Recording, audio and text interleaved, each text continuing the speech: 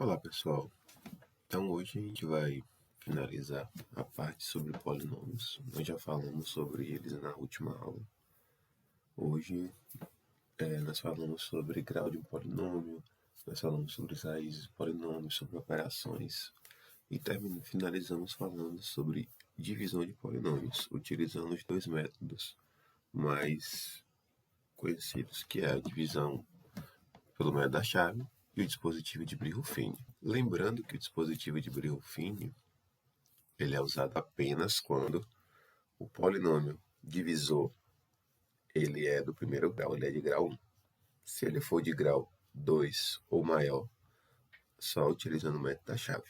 É importante lembrar disso, porque quando vocês forem resolver as questões, vocês vão notar e vão ter que lembrar disso, porque se você for tentar resolver um polinômio do segundo grau utilizando, quando o divisor for um polinômio do segundo grau utilizando o Bri-Ruffini, não vai dar certo, porque a gente só vai poder utilizar polinômios do primeiro.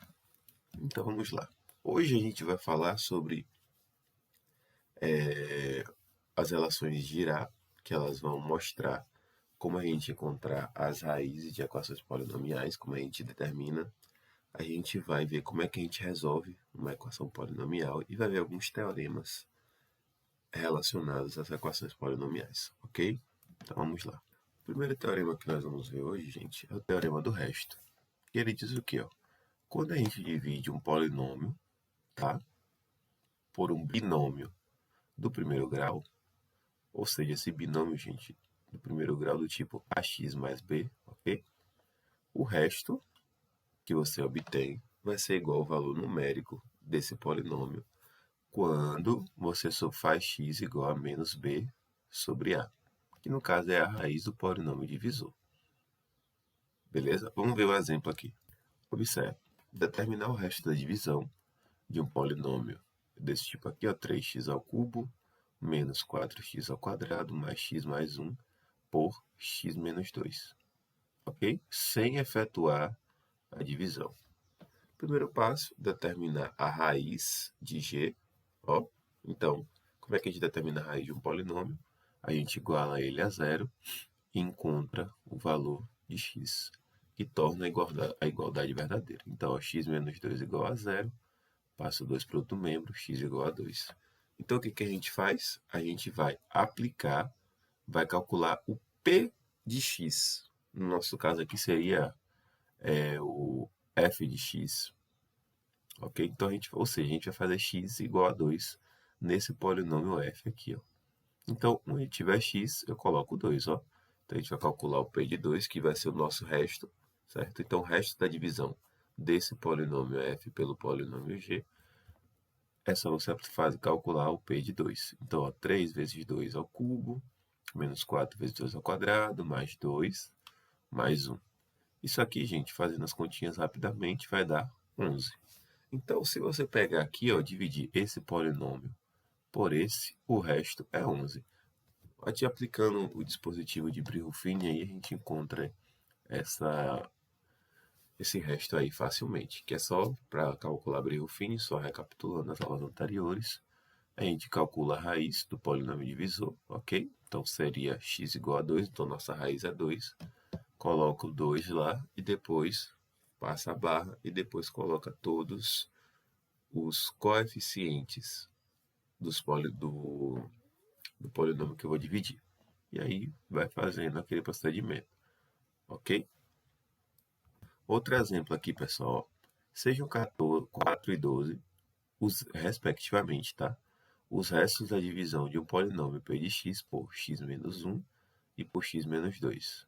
Determine o resto da divisão pelo produto, ó, x menos 1 vezes x menos 2. Então, gente, o teorema dos restos vai permitir que a gente faça o quê? Ó? P de 1 é igual a 4, ou seja, quando eu faço x menos 1 vai dar igual a 4, porque aqui, ó, quando eu calculo a raiz de x menos 1, é 1. Quando eu calculo a raiz de x menos 2, é 2. Então, o P de 1, que vai ser o quê? O resultado do polinômio quando eu faço x igual a 1, vai ser 4. E o P de 2, que vai ser o valor numérico do polinômio quando eu faço x igual a 2. Vai dar 12. Então, como esse produto aqui tem grau 2, ó, x vezes x vai dar x ao quadrado, o resto da divisão dele por isso aqui, ó, terá no máximo grau 1. Então, será do formato ax mais b. Então, pessoal, isso aqui fazendo as continhas, a gente resolve o sistema que a gente chega. Vamos encontrar o resto procurado, que vai ser 8x menos 4. Tá certo? O segundo teorema bastante importante para nós é o teorema de D'Alembert. O que ele diz? Ó? A partir do teorema do resto, a gente pode obter um resultado muito importante, que a gente vai chamar de teorema de D'Alembert. O que ele fala, gente? O número A, certo? Seja esse A complexo, ou seja, qualquer número, tanto real quanto complexo, é raiz de um polinômio, se e somente se ele for divisível por x menos a. Lembra que a gente já viu isso lá quando a gente estava estudando as equações do segundo grau? Que quando você pega uma equação do segundo grau, ela é divisível por x menos... Ela pode ser reescrita como x menos uma raiz vezes x menos outra raiz. Lembrem disso? Aquilo que a gente vê lá é obtida desse caso geral aqui, ó, gente. Qualquer polinômio, certo? Ele vai ter como raiz, ou desculpe, um número, ele vai ser raiz de um polinômio, se somente se esse polinômio, quando for divisível por x menos ele. Gente, quando a gente fala em divisível, quer dizer que eu divido o polinômio por outro e o resto é zero. Por exemplo, 10 é divisível por 5. Porque 10 dividido por 5 é 2, resto zero. Então, quando a ideia de divisível é que o resto é zero. Tá certo? E aqui tem um exemplo. Tá certo? E aí a gente faz, ó, determinar o valor de k para que esse polinômio aqui, ó, seja divisível por x mais 2. Ou seja, ser divisível quer dizer que quando eu dividir ele por x mais 2, o resto tem que ser zero. Ok? Então, calcula a raiz do polinômio, x menos mais 2 igual a zero. Quer dizer que x é igual a menos 2. E aí, o que a gente faz? Aplica menos 2 aqui, ó. Menos 2 à quarta, menos 5 vezes menos 2 ao cubo, enfim. E acho o valor de k, porque toda essa minha equação igual a zero, a única letra, entre aspas, tá, gente? É k. Então, como o resto todo é número, eu faço as continhas aqui, ó, e acho o valor de k. K vai ter que ser igual a menos 33 sobre 2. Perfeito? Agora, gente, nós temos uma consequência através do teorema de D'Alembert, porque vocês percebem, às vezes, através de algum determinado teorema, a gente consegue concluir outras coisas bastante importantes.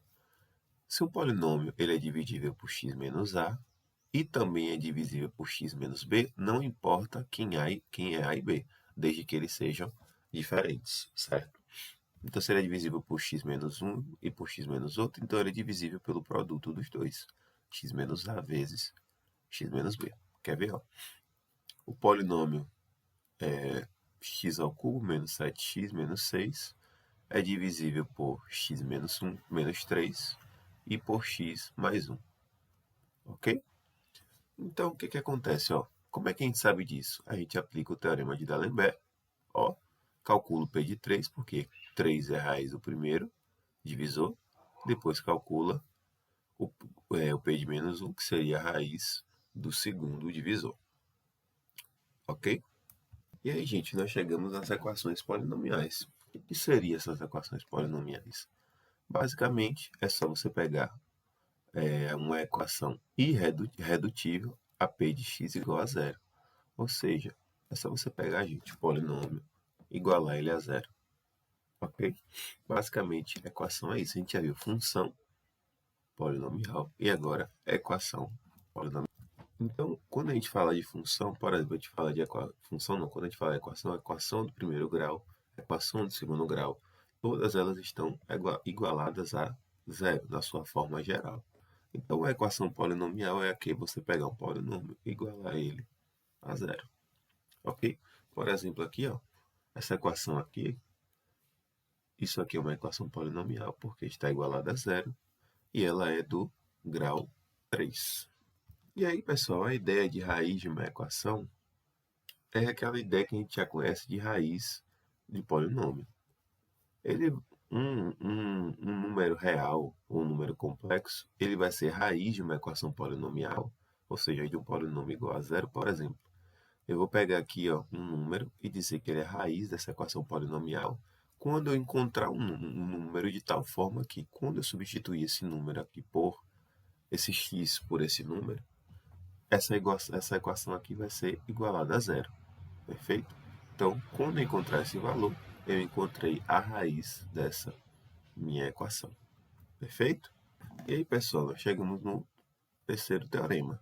Ele fala aqui que todo polinômio de grau n, desde que esse grau dele seja maior ou igual a 1, possui ao menos uma raiz complexa. Certo? Isso foi provado pela primeira vez pelo matemático alemão Gauss. Gauss, gente, ele é conhecido como o príncipe da matemática. E ele foi o responsável por mostrar alguns teoremas bastante conhecidos na nossa área. Ok? Como, por exemplo, quando a gente quer calcular a soma de uma PA, que é uma progressão aritmética. Isso aí, essa fórmula de calcular a soma dos elementos de uma PA finita, ela foi deduzida por Gauss também. E esse teorema, a gente, da decomposição, recebe o nome de Teorema Fundamental da Álgebra. E a partir dele, nós concluímos duas propriedades, tá? Todo polinômio de grau n pode ser colocado na forma fatorada, certo? Desse tipo, em que a n é o coeficiente dominante, ou seja, o coeficiente que multiplica o termo de maior grau, ok? E x1, x2, ou x vezes x menos x1, x menos x2, ou seja, x1, x2, xn, são as raízes do nosso polinômio. Então, lembra quando a gente estudou lá, fazendo associação, quando a gente estudou a equação do segundo grau, que a gente podia escrever ela como a multiplicação de x menos as suas raízes? Ali é um caso particular desse caso geral para todos os polinômios. Ok? E, gente, o mais importante é esse aqui, ó. Toda equação polinomial de grau n, com n maior ou igual a 1, admite exatamente n raízes. Gente, essas raízes podem ser reais ou complexas. Porque vai chegar no momento, por exemplo, quando a gente está estudando a equação de segundo grau, que o discriminante é menor do que zero.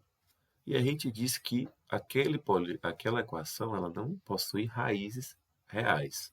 A gente enfatiza por não possuir raízes reais, porque realmente a gente não possui raízes, só não possui raízes reais, possui raízes complexas. Então, a gente não pode dizer que uma equação de segundo grau, cujo valor do discriminante é menor do que zero, não possui raízes. Ela não possui raízes reais, mas possui raízes, ok? Então, gente, um polinômio, seja lá qual grau for, ele possui raízes de acordo com o número do seu grau. Um polinômio de grau 1, ele possui uma raiz. Polinômio de grau 2, duas. Polinômio de grau 3, três raízes. E assim sucessivamente. Polinômio de grau 55, ele vai possuir 55 raízes. Certo? Olha alguns exemplos aqui. Ó. O polinômio resultante dessa multiplicação aqui, quando você aplica a distributiva, você vai encontrar um polinômio do terceiro grau. Então, se ele é um polinômio do terceiro grau, gente, ele possui três raízes. Então, como é que a gente encontra as raízes dele, gente? Quando o polinômio, preste atenção numa coisa. Dica.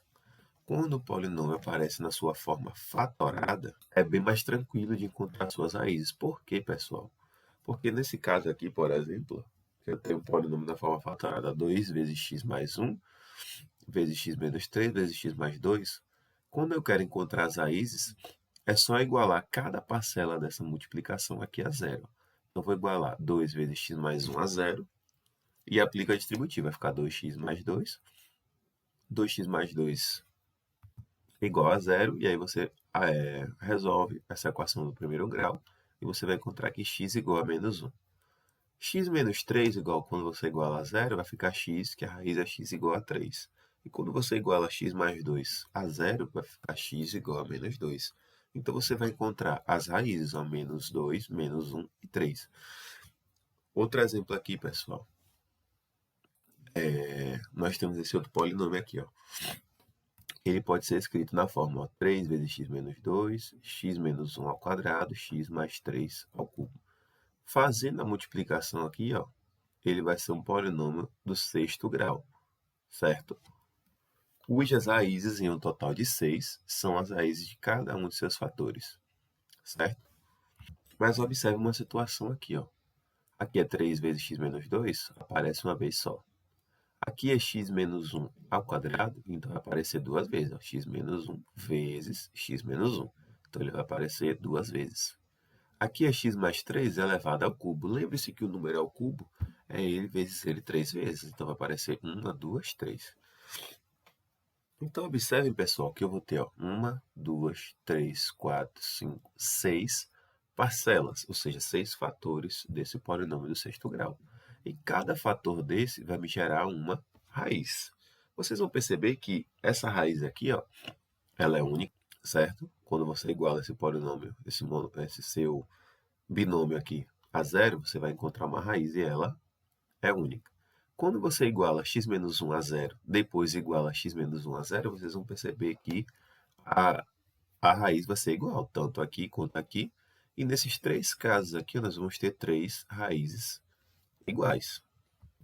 E quando isso acontecer, pessoal, isso pode acontecer? Pode, não está errado, não. Tá? E quando isso acontecer, a gente vai dizer que vamos entrar no conceito de multiplicidade de uma raiz. Então, a multiplicidade, gente, ela vai falar o número de vezes que uma raiz aparece. Nesse caso aqui, ó, quando você calcular, ó, 3 vezes x vai dar 3x, 3 vezes menos 2 vai dar menos 6. Então, vai ficar 3x menos 6 igual a zero. Você vai encontrar essa raiz. Essa raiz, gente, como não tem nenhuma outra igual a ela vai ter multiplicidade 1. Essa aqui, o x menos 1 igual a zero, ela vai aparecer aqui nesse fator e aqui. Ou seja, ela aparece duas vezes. Então, ela tem multiplicidade 2. A raiz x mais 3, quando você calcular igual a zero, vai ser x igual a menos 3. Ela vai aparecer aqui uma vez, aqui duas vezes e aqui três vezes. Então, gente, a multiplicidade dela, ó, é 3. Fechado? Então, por exemplo, aqui ó, esse polinômio p de x igual a essa parcela inteira aqui. Ó. Observem que esse polinômio ele vai ser um polinômio de grau 10, ou seja, ele vai possuir 10 raízes reais. Como é que a gente sabe disso? É só abrir essas multiplicações. Então, vai ficar 2 vezes x mais 3 vezes x mais 4, ele aparece 3 vezes, ó. Então, vai ser x mais 4 vezes x mais 4, 3 vezes, vezes x mais 4. Ok? Agora, o x menos 2 ele vai aparecer duas vezes. Então, ó, x menos 2 vezes x menos 2. E o x mais 5 ele vai aparecer 4 vezes. Ó. Ele aparece de acordo com o seu grau, o seu expoente. X mais 5 vezes x mais 5 vezes x mais 5 vezes x mais 5. Quantos fatores eu tenho? 1, 2, 3, 4, 5, 6, 7, 8, 9, 10. Então, gente, quando você tiver um polinômio, uma equação, um polinômio na sua forma fatorada, assim, ó, se a gente quiser descobrir o grau dele, é só somar os graus, as potências dos seus expoentes. Ok? Ou seja, quantas parcelas eu vou ter dele. Então, ó, calculando as raízes, você vai chegar à conclusão. Você vai ter aqui, ó, 2 vezes x mais 3, ó, igual a zero. E aí você resolve, ó, 2x mais 6 igual a zero. Você vai ter, ó, 2x igual a menos 6. X vai ser igual a menos 6 dividido por 2, menos 3. Então, você encontrou uma raiz. X mais 4 igual a zero, o que quer dizer que x, passo 4 negativo, x igual a menos 4. X menos 2 igual a zero, ó, igual a zero e resolve. X vai ser igual a 2. Fechou. E x mais 5 igual a zero. Quer dizer que x igual a menos 5. Fechou? Observem, gente, que nós vamos ter um polinômio com 10 raízes, certo? Vai ter 10 raízes. Só que nós só encontramos 4, menos 3, menos 4, 2 e menos 5. E aí que entra a questão da noção de multiplicidade de uma raiz, certo? Observem que o x menos 3, aí a gente vai fazer o seguinte. A gente vai colocar aqui, ó, x igual a menos 3 é uma raiz de multiplicidade. E aí, qual vai ser a multiplicidade de x, gente? Vai ser o número de vezes que o x aparece aqui, ó. Ele aparece quantas vezes? O seu expoente, 1. Então, ele é uma raiz de multiplicidade 1. Aí você vai para o próximo. X igual a menos 4 é uma raiz de qual multiplicidade? Multiplicidade. Ó, x mais 4 aparece 1, 2, 3 vezes. Então, é uma raiz de multiplicidade 3. É só você colocar, gente, a multiplicidade dela de acordo com o expoente. Então, multiplicidade 3. X igual a menos 2. X igual a 2. É uma raiz de multiplicidade. Raiz, desculpe. De multiplicidade 2. Ó, o expoente dela é 2.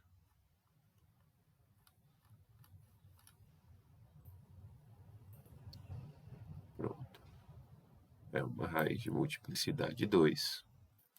E x igual a menos 5 é uma raiz de multiplicidade. Quantas vezes aparece? 1, 2, 3, 4. O número de vezes de acordo com o seu expoente. Então, uma raiz de multiplicidade 4. E aí, fechou. Ó, reparem que nós temos apenas 4 raízes distintas. Menos 3, menos 4, 2 e menos 5. Porém, cada uma delas vai ter a sua multiplicidade. Ó.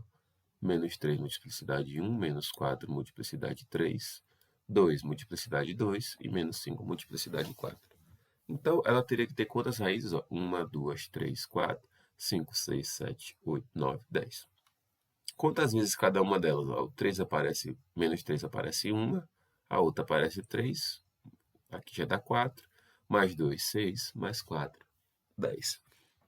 Beleza, pessoal? Então, quando a gente tiver uma situação desse tipo, que ele pedir para você determinar o grau e as raízes, é só você resolver pegar cada parcela, cada fator desse aqui, ó, igualar a zero.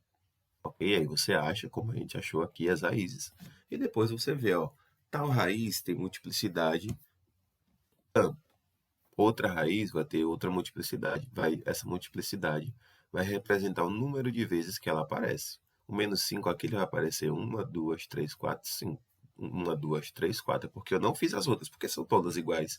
Mas ela vai aparecer 4 vezes, porque eu tenho 4 fatores x mais 5.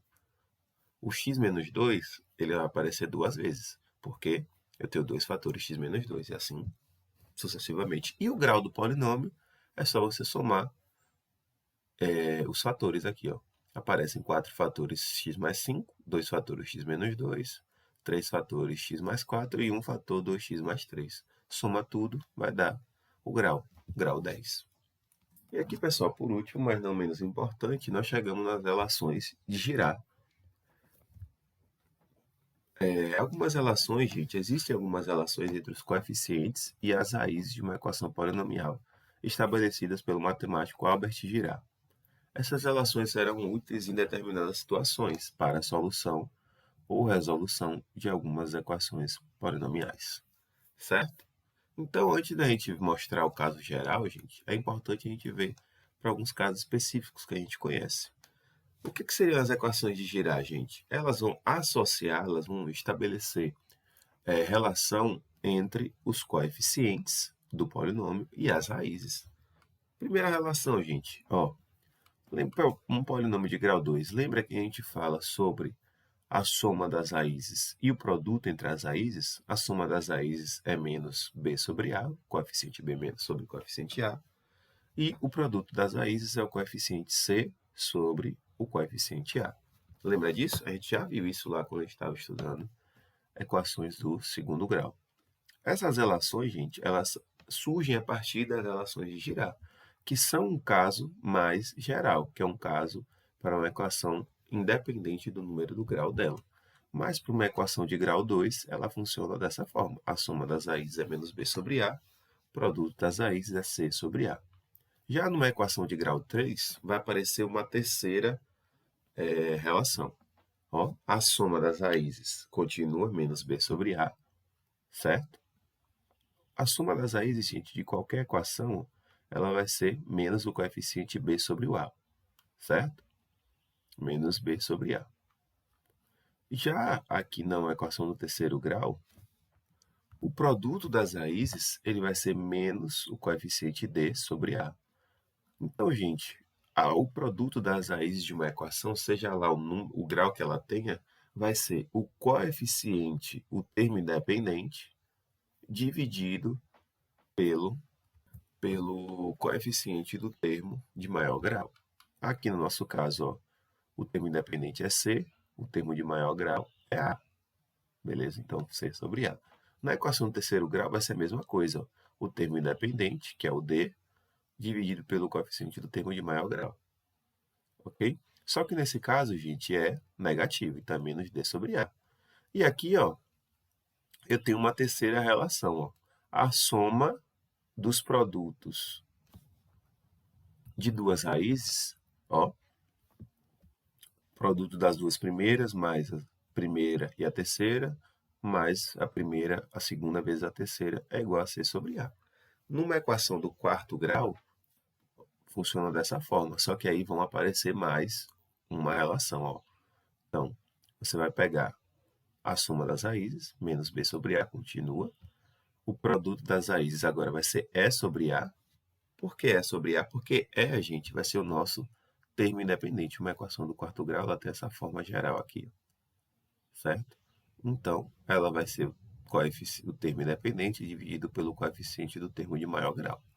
E aí, nós temos os produtos, a soma dos produtos das raízes 2 a 2 e a soma dos produtos das raízes 3 a 3. Para um caso geral, gente, a ideia vai ser a mesma. A soma das raízes vai ser menos a n menos 1 sobre a n, ou seja, o coeficiente do segundo termo de maior grau dividido pelo coeficiente do termo de maior grau, certo? E o produto das raízes vai ser menos 1 elevado a n, por isso, gente, que há essa variação entre positivo, negativo, positivo, porque vai ser menos 1 elevado a n, n, gente, vai ser o grau da minha equação, certo? Como aqui é uma equação de segundo grau, ou seja, quando o grau é par, vai ser positivo. Quando o grau é ímpar, vai ser negativo, porque menos 1, quando um número negativo, quando o grau é par, elevado a uma potência de expoente par, se torna 1, se torna positivo, e quando é uma potência de expoente ímpar, continua negativo. Então, menos 1 elevado ao grau da equação, vezes a zero. A zero, gente, é quem? Ó, o nosso termo independente, dividido por a n. A n é quem?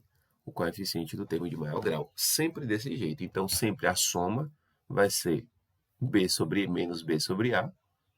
E o produto vai ser menos 1 elevado ao grau vezes o termo independente dividido pelo coeficiente de maior grau. Exemplo aqui, ó. Nessa equação aqui, ela é uma equação do grau 3, certo? A soma das raízes menos b sobre a, certo? Então, você identifica quem é b, identifica quem é a, acha a soma das raízes.